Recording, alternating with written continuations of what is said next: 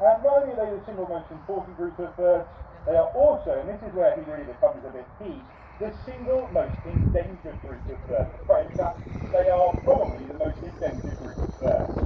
Our vultures are phenomenal, and our vultures do amazing work. Now, Ronnie here as a turkey vulture is one of the American vultures, and there is this kind of unusual thing happening with the vultures where I talk about how incredibly endangered these guys are, and it's very true. Vultures are, as a collective, the most endangered birds you're going to come across, but it's not universal. It's not kind of solid across the entirety of the vultures of the world. We actually see some variation. So when you're looking at the vultures that come from America, those guys generally don't eat that, it's just a fake rabbit, I'm going to have to hide it, aren't I? These guys from America are doing really well, on the whole. I say on the whole, because that's not, again, true for everybody. There's a Californian condor. Now, the Californian condor was at one point in time the most endangered, probably, thing in the world, with somewhere around 20 odd individuals found out and about in the big wide world. They had pretty much disappeared altogether. They were what's classed as being functionally extinct, i.e. they were still there, but a wild population was never going to sustain itself.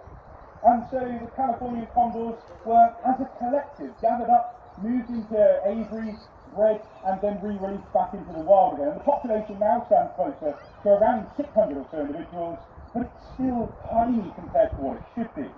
Typically, when we talk about vulture populations, we're talking about millions of birds. Now, as I said, Ronnie here, unusually for a vulture, is doing really rather well.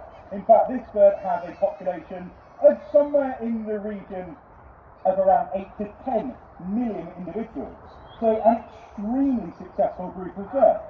And realistically, that's where most vultures should be, and yet most vultures are so incredibly far away from that. It's almost unbelievable. So in terms of what's happening, what's going on with these fantastic birds, well, the problem is, as ever, it's us humans. We are the thing that are causing the problem. We are the thing that's causing the issue. Whether that be through the misuse of certain painkillers and pesticides. Might sound like a bit of a bizarre thing to say, painkillers that we think of as so incredibly helpful, but there's a particular group of painkillers called the non-steroid anti-inflammatories, the NSDIs, whatever they're called.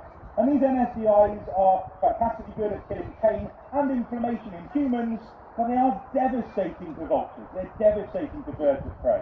A vulture's kidneys simply cannot break them down, and within hours of consuming a